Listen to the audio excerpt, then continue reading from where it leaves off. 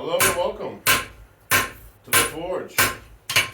I am currently making a Anglo-Saxon Seax, a Langseax, as found in some of the archives of the British Museum. Just tapering out this tang here to be able to hold the stock better. Rinse and repeat.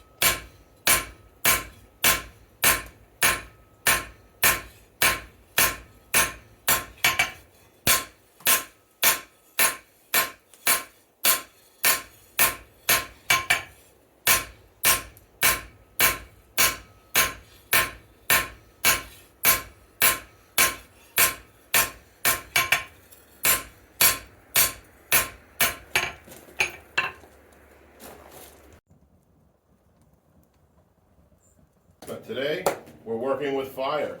I started this project last night, so I apologize in the mix max and day and night footage, but I think you guys will understand what's going on.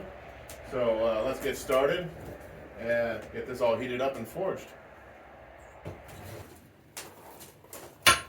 So I think it's only fair to tell you what this is. This is a replica of an early, say, 7th or 8th century Anglo-Saxon Langseax, which is, or this Seax, which is Old English for knife. So I'm taking something I saw in the archives of the British Museum, and I'm duplicating it, and I'm going to use some apple wood that I picked up here next to my shop. There was an old tree limb that had dried out, so I'm going to make a handle out of it. So right now I'm just getting this blade to heat so I can forge it out. Last night I worked on the point and started to hammer the edge out, which is like if you look at the blade point on, it's like a triangular geometry. Modern bladesmiths will grind that in, and there will be some filing and grinding that I'll have to do as a blacksmith, but I like to, what they say, forge the edge into the grain of the knife. So that's what I'm doing now. And what I'm using for material is old farm equipment.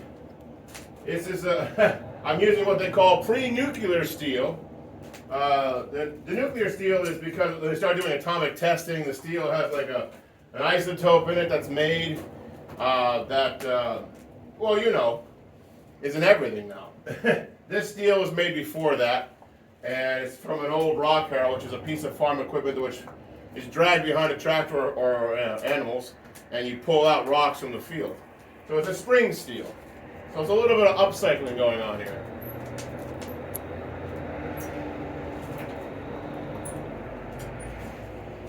All right, let's get a new view for you guys. So there's your new angle. I hope you like it. Just a few more moments to get the iron hot, with the steel hot in this case.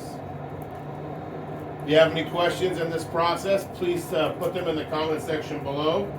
Consider liking and subscribing for moral support. It always motivates me to make more content like this. I know the internet's fascinated with blacksmithing, the myth of the blacksmith, fire in general, weapons, sharp pointy objects, etc.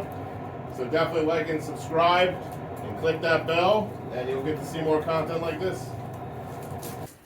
So I have a lot of material here in the back I need to work out, so what I'm doing now is going to be a lot of in and out of the fire, pushing this material out this way, but actually only collapsing. I'll give you a secret here. I don't want to teach on the internet per se, just want to kind of demonstrate what I do, but you never want to skip the hammer, most cases, because skipping the hammer, you're giving the energy away into the air. This entire craft works on compressing the material in 2 dimensions and getting it to move in the way you want to, depending on how much you hit in that dimension. That's the truly simple truth of it. But I want to get this a little thinner, pull the material out this way, and pull the material out this way. And then you can see how that sax shape is starting to come together, the drop point. The drop point is indicative of the Seax. From any Seax, from any tribe of the Saxons and the Angles, even the Frisians and the Danes, even the Norwegians and the Swedes adopted the style to some extent. So that has to have that indicative drop point, or rolled down, but a point that meets the edge here. Sometimes they're even sharpened only on one side, not on both sides, depending on where it's from and the time period.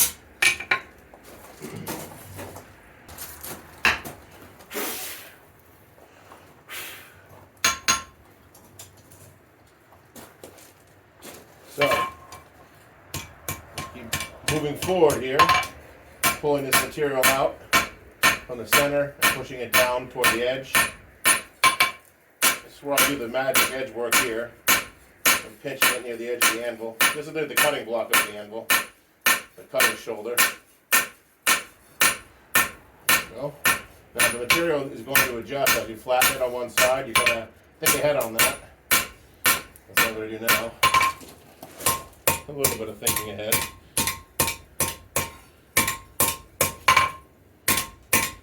Account for that drift on the steel. There we go. I want a straight blade at the end, not a curved one.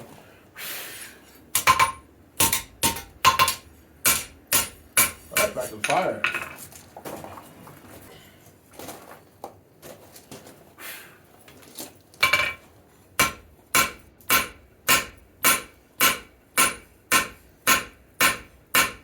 Keep pulling that material. There we go. Give that more of a positive pull down. There we go. Still plenty of material in the back of that knife, which is fine. Some of this can be trimmed with a file, but in the days of old, 5 minutes on the forge will save you an hour on the file. I think that's enough. There we go.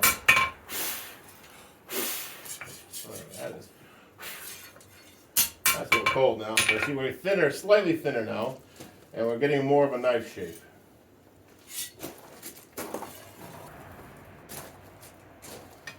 All right, port work continues.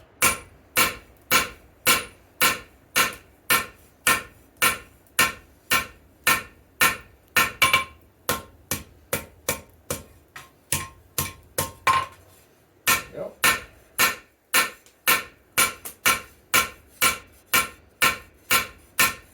Getting closer now.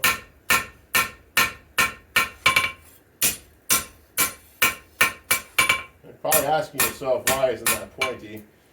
We're not going to a full point yet. We still got to do heat treating on this. And you don't want it too thin when you do that. For consistency reasons, get the old bow from the tool still right there. This used to have a curve in it, and I straightened it out after I normalized the steel. All right, so the shape continues.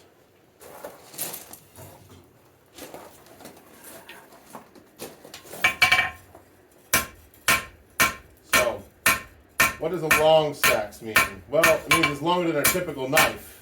Usually used for combat or for ceremony.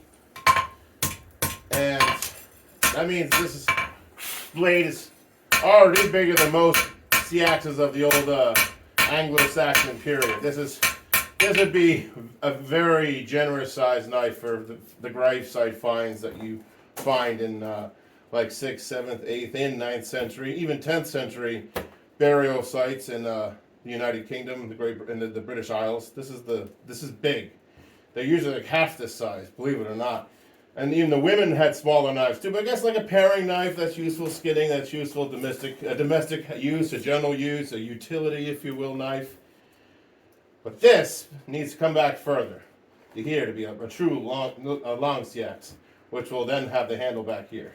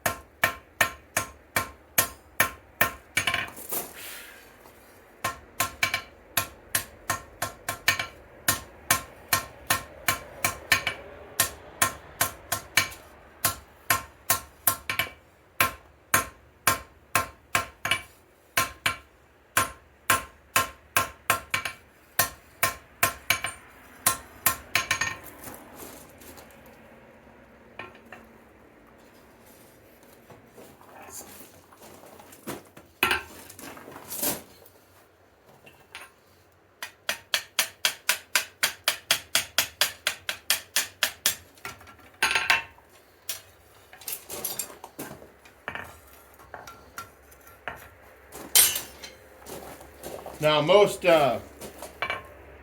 Essex or East Saxon Seaxes had a chisel mark that ran the entire, or a groove, or fuller if we will, the entire length of the blade. For what reason? Well, we can speculate, since we don't have any East Saxons to ask anymore. But my theory is for suction relief when you're using the blade to puncture things, be it sticking an animal or an enemy. I think it's important to remember that this is a weapon. So I'm going to run this line a little bit longer. It's going to get a little cold there. I'm going to do that one more time, and then I'm going to put the fuller in here and cut that off. All right, now that this is finished, let me show you what the handle wood looks like, and then we'll talk about the knife.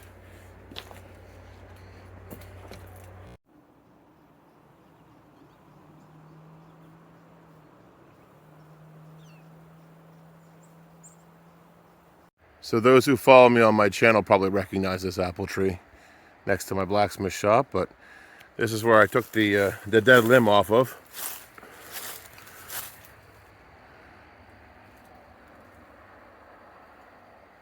I'm going to take this apple wood that has dried on my apple tree next to the blacksmith shop here and make them into handles.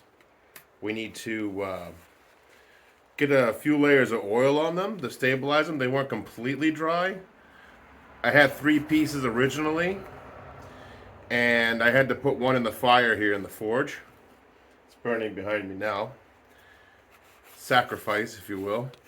And because it had definitely cracked because it was the greenest of the 3 pieces, the closest to the tree of the branch which I cut off.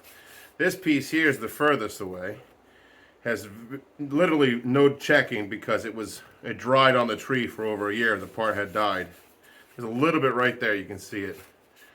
That's the closest to the living side. And this is the side of the dry side, only 1 check. That's just to show that.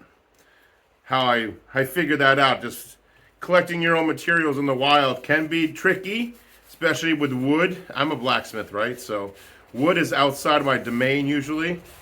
But I have, rubbed shoulders with some gifted woodworkers, carpenters, and woodsmen. So I understand a few tricks, and I understand a few concepts about wood. So this is probably going to check more, but it's going to be slowed down a lot with this oil. Also brings out those true colors of the apple wood, which I appreciate. So the next step is going to be forging tools to burn holes into these. And that's right, going to burn holes into these. That's all right. Spill a little oil. A little mineral oil on the anvil isn't going to hurt it. But the tools will, the set of 3 or 4, and they'll burn a deep hole in there. I can keep training them out. I'll probably cut this piece off. It's checked a lot. So that'll be the next step after I get this all oiled up.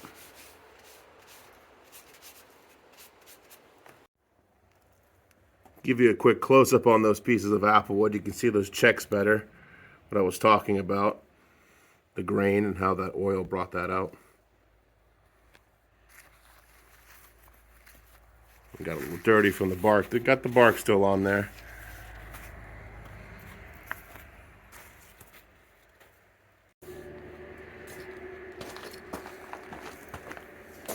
All right, folks, we're losing daylight, so this is going to be the end of part 1.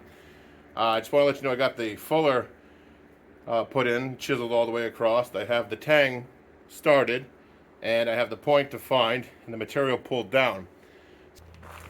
So we have the fuller chiseled in, the steel pulled down, the point defined, and the tang defined.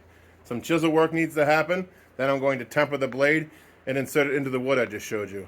So consider liking and subscribing. Comment for any questions below. And until next time, cheers.